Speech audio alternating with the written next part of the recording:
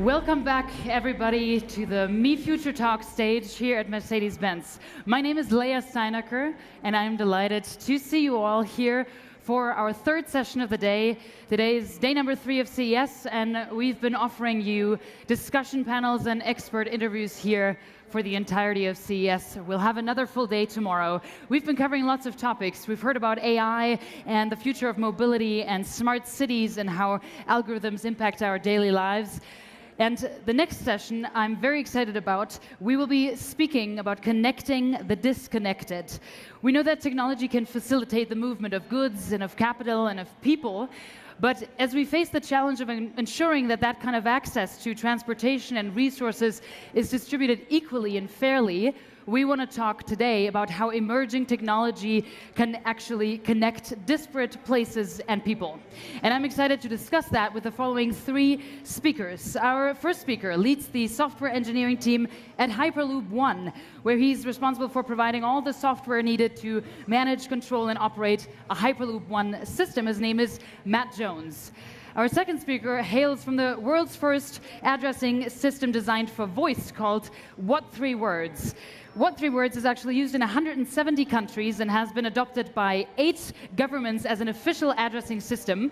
And we were really looking forward to having the Chief Commercial Officer, Clare Jones, with us today. Unfortunately, Clare, or fortunately for What 3 Words, Clare has been in very high demand at CES, and she lost her voice this morning. So we're very happy to actually have the CEO here with us today. His name is Sheldrick from What 3 Words.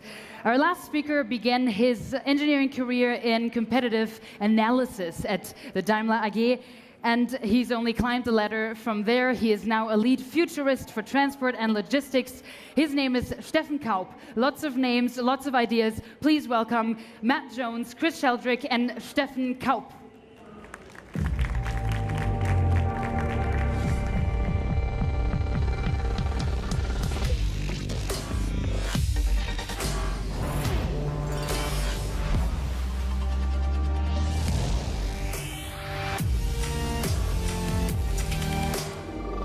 Good to see you. Please sit. Hey. Chris. Hey. Hello, Claire. Hi, Steffen. Hi.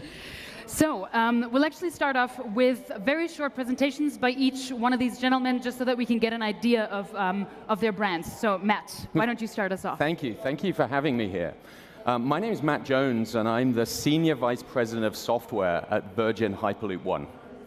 Now, if there's not something that will change the world in transportation, I don't know what is. Hyperloop is the first new form of transportation in over 100 years.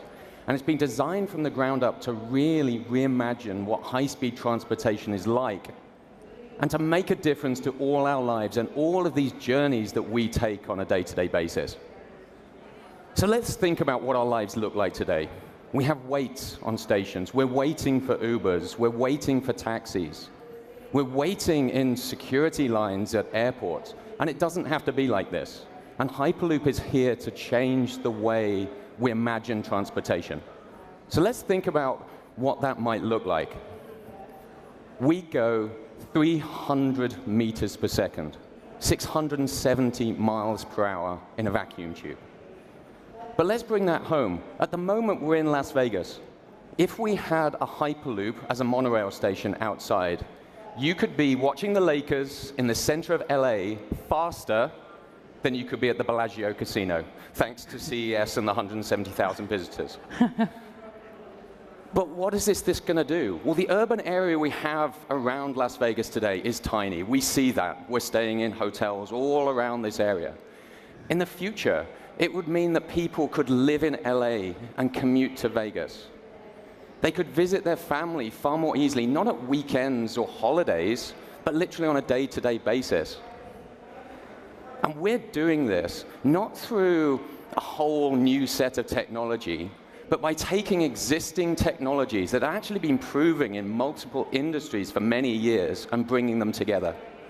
We have electromagnetic propulsion, passive magnetic levitation, autonomous control platform, similar autonomous control platform, but in a controlled environment to the Daimler control platforms that I'm absolutely sure we will see in the vehicles in years to come. But we want to really play to the user experience. This is about the journey, the end-to-end journey, not just the Hyperloop journey.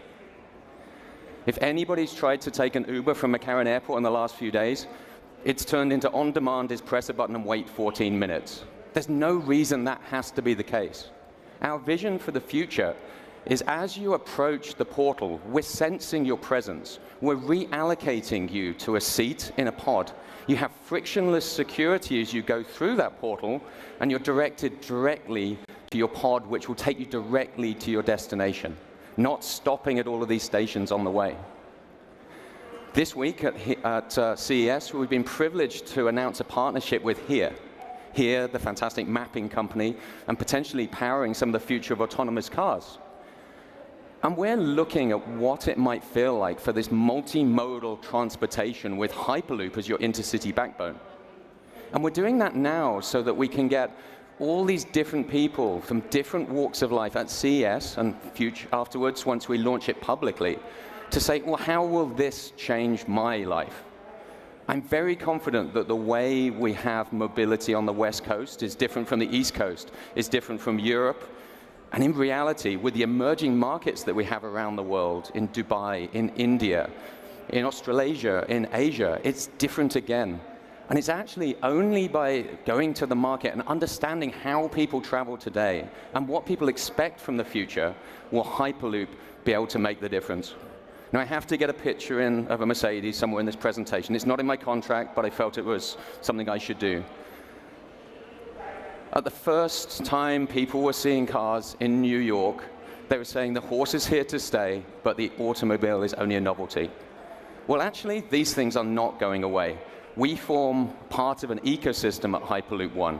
There will be cars, autonomous cars in the future, but Hyperloop is here to stay. Thank you. Thank you very much, Matt. Let's pass it right on to Chris from What 3 Words. Thank you very much. I'm Chris. I'm the co-founder and CEO of What 3 Words, which is a global address system. And I'm not a big fan of conventional addresses. It's kind of easy to get lost when you're trying to get around abroad and you don't speak the right language.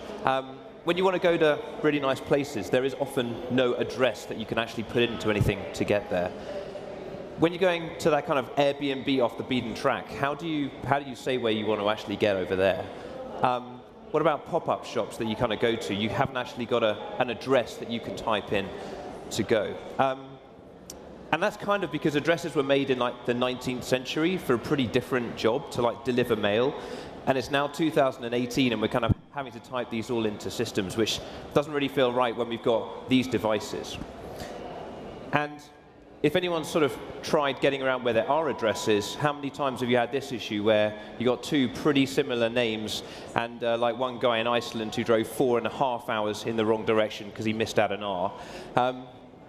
In London, there are 14 roads called Church Road, and when you tell your car, I want to go to Church Road, you will inevitably go to the wrong one. Harrods in London has got like 8 entrances. You can be guaranteed to be taken to the wrong one normally. And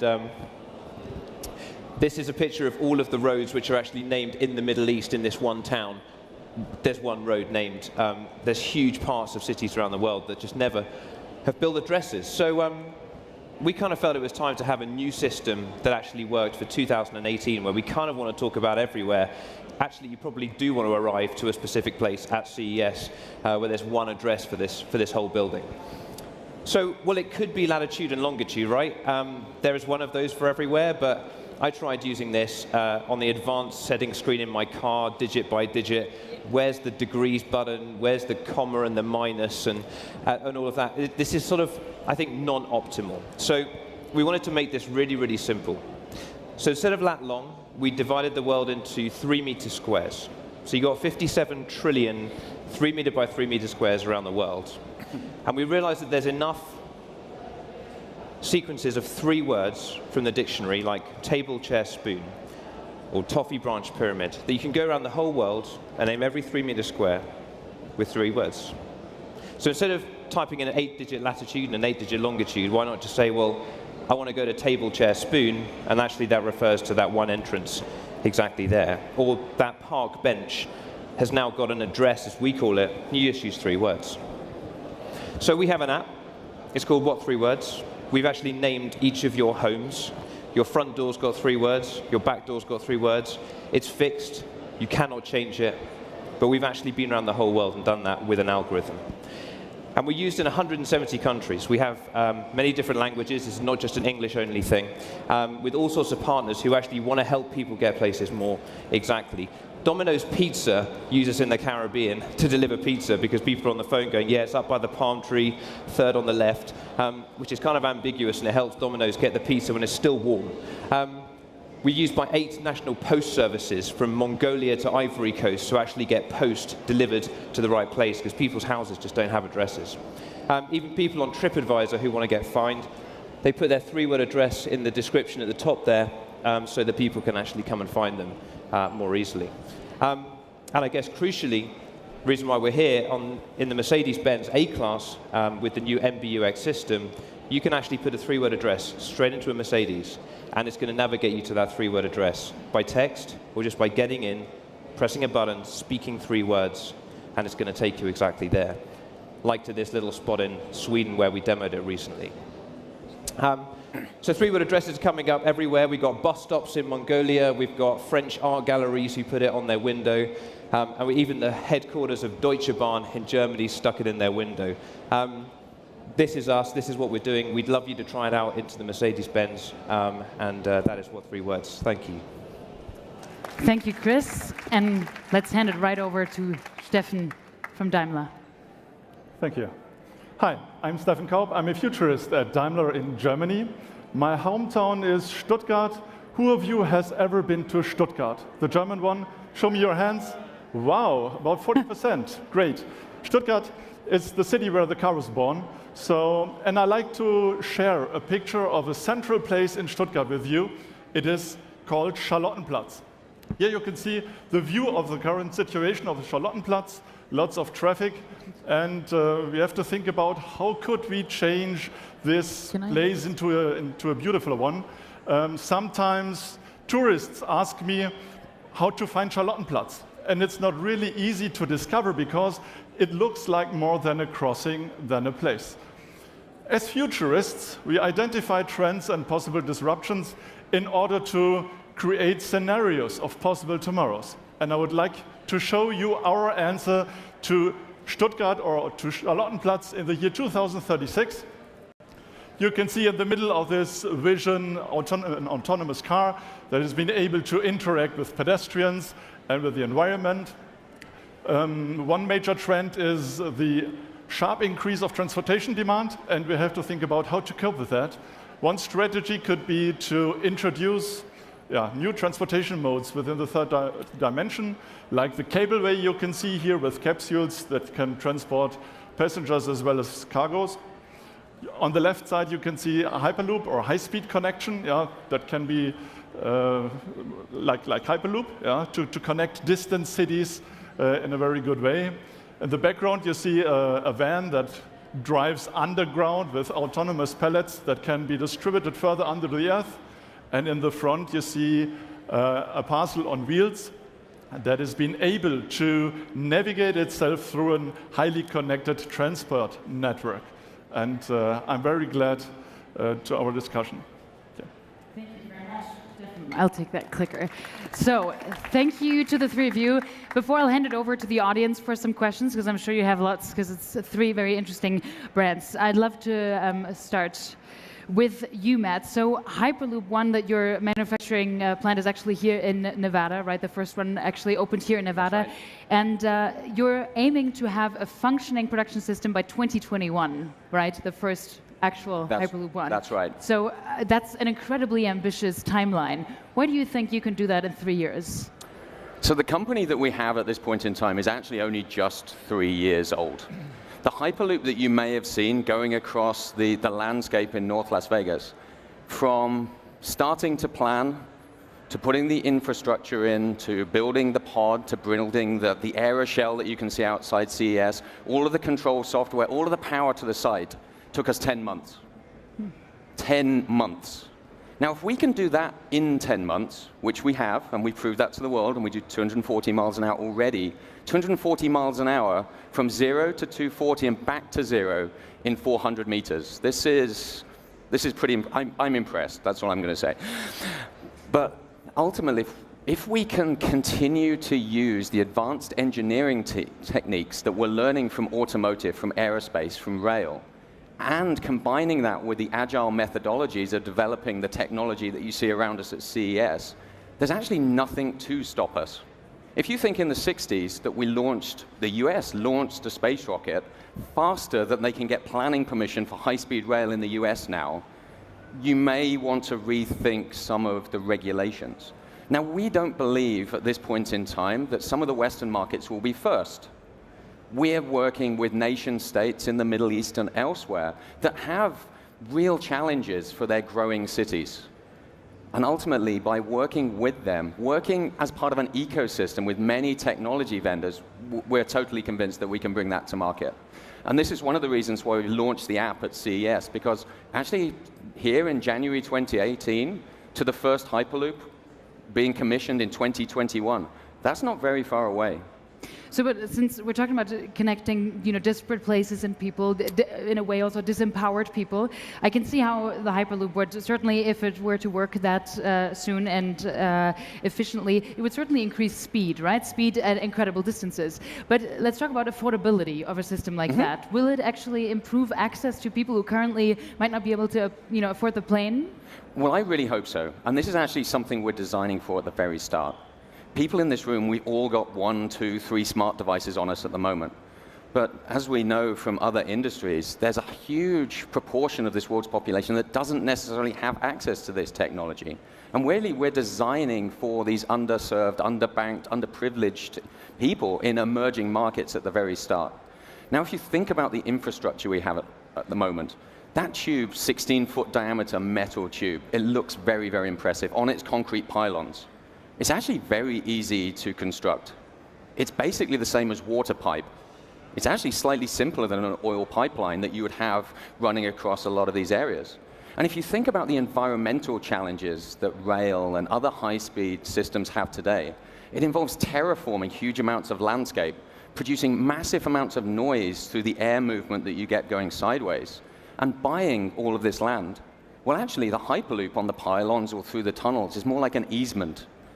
The cows can go underneath, the farmers can still use the land. It's running in a vacuum. There's very little noise on the outside because there's no vibrations and there's no moving parts. And because it's in a vacuum as well, we don't suffer from the aerodynamic drag that we're used to with planes, trains, and automobiles today. Now, and I assume this will come at a very cheap price. Absolutely. And because of that, we're 80% more efficient than rail systems you have today. And we're actually 2/3 the price of the infrastructure of high-speed rail. Oh. Let's stick on that topic of accessibility, right, and improving access for people worldwide. So, Chris, you showed us one map where you sort of, illustrated that certain countries don't or have large regions that are actually currently without an addressing system. So, I read that I think 75% of the world either doesn't have an exact addressing system or none, actually. So, how does that kind of empowerment, making people and businesses visible, how does that factor into your business strategy? Is that a big factor for what 3 words? Yeah, I mean, it's just crazy that 3/4 of the world, certainly of the countries, there are just people without an address. So like they go and they want to fill in a form and they can't put an address and they have to put 300 meters by the palm tree. It's 2018, and in the way that, let's say, Africa sort of leapfrogged a lot of conventional banking and just went, well, let's just go to a digital solution like M-Pesa, and they have, and it works. I think we're saying exactly the same thing. Don't do some 10-year project to improve your infrastructure. Actually, there's tech there where you've got a name for every meter or so. We're just making it easy to explain the latitude and longitude. So I think that wherever you are, I mean, this is not just an emerging markets thing. I live in a small village in the UK. We wrote off 10 years ago and said, could you actually point our postcode to the right place? We heard nothing. I mean, this is something that everyone can associate with going to the wrong place and getting lost. And I think like now everyone really cares about getting somewhere on time, and e-commerce companies care about why is the driver going around the back of the building and not to the front? I mean, everybody's got a vested interest in this. If it's saving time or money, or for billions of people around the world, like in India, Southeast Asia, who just can't even explain where they live at all, yet they're online on a device trying to get some e-commerce to their door, but something's kind of fundamentally broken. And we just sort of take an address for granted and like, oh, that kind of works, but maybe not. But I think it's time that we just got a good solution in place.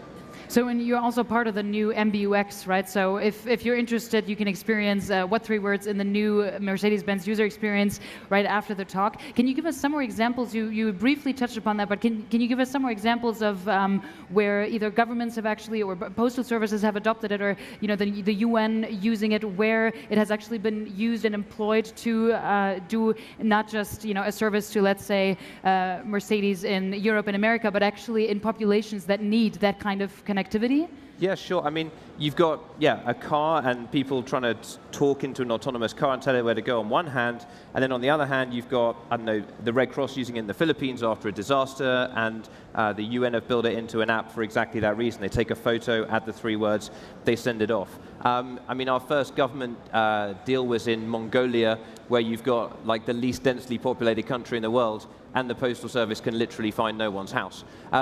And you've got then travel guides that come in and say, well, actually, let's put the 3 words in the travel guide. And then the national bank says, well, hang on, we can't actually deliver credit cards to people who want a credit card. So they've added in What 3 Words.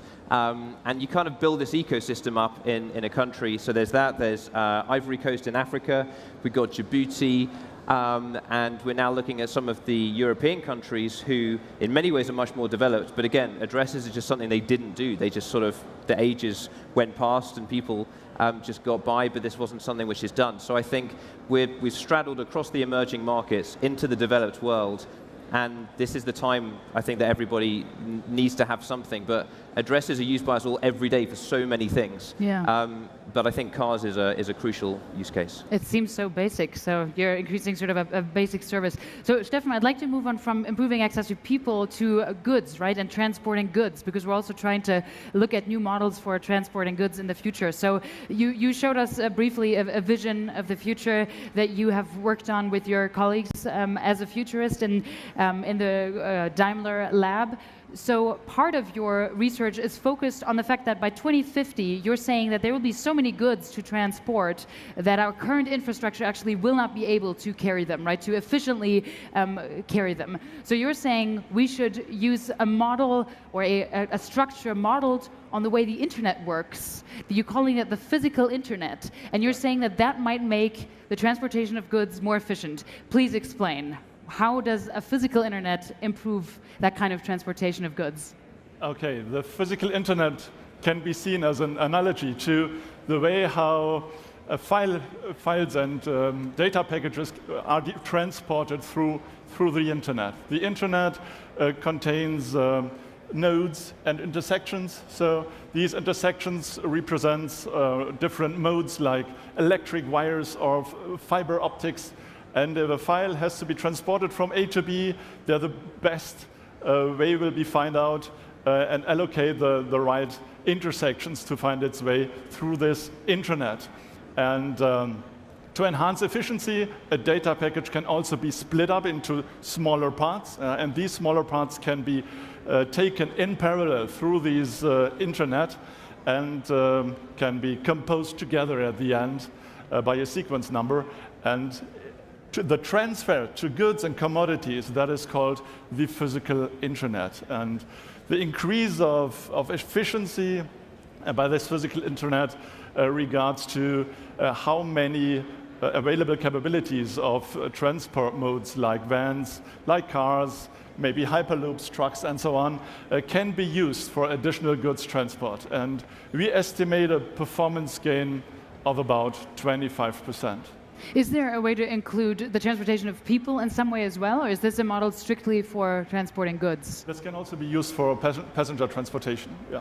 In the same way, that basically the structures would just... It's not easy to get a person separated, so Right. maybe you and your suitcase can go different ways through the Okay. physical internet. Okay. So, and maybe there's no need to transfer all your goods to your destination, maybe they can board there or print it out or something like that. There are completely new models we are thinking on.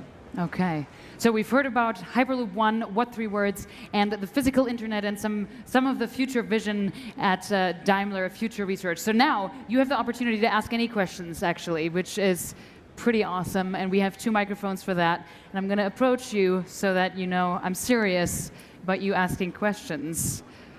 Who has a question to one of the 3 panelists here? Is everyone completely clear on how the Hyperloop will reach a what 3-word address? Oh, there's a question. I'm a huge fan of you gentlemen over here. Stephen, what is your question? Fantastic talk. I just want to ask you, how do you see the physical security vulnerabilities of a Hyperloop?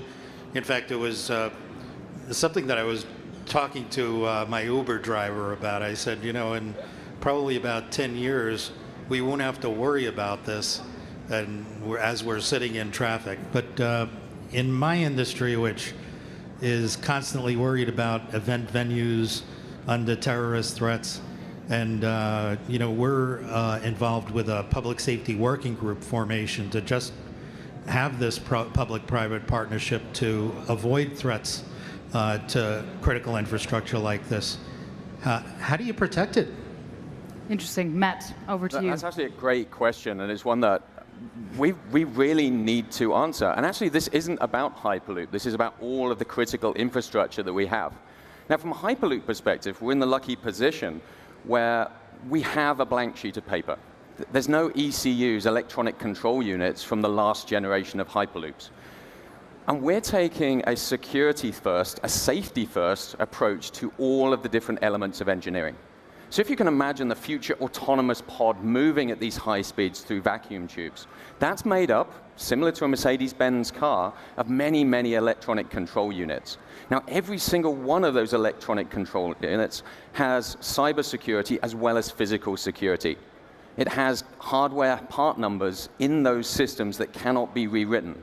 It has software keys that are put into there that cannot be pulled out again. And the example that we often give, which relates to all autonomous vehicles, be that in the Hyperloops of the future, the ships, or the cars, is that how do you actually safely ensure that you have the right software in the right model of car with the right ECU at the right point in time? And the way we're addressing this involves every single actor, from the person that creates the software to the automated systems that test that software and sign that software, to the hardware suppliers that we have that ensure we have the right keys in there.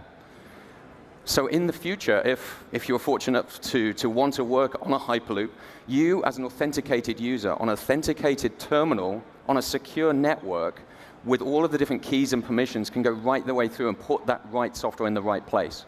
Now truly, I believe the platform that we're creating now to be able to update this critical infrastructure and secure this critical infrastructure isn't just applicable to the Hyperloops of the future. It's applicable to any infrastructure, especially where we have the transit mobility going forwards, where you have the potential for cars to be taken over. So, as we're playing musical chairs over here, any more questions? Which gentleman should get up next? Are there any more questions? This might be your last chance. Before anyone loses their voice, we have a brave lady over here. Can't read your name, but go ahead.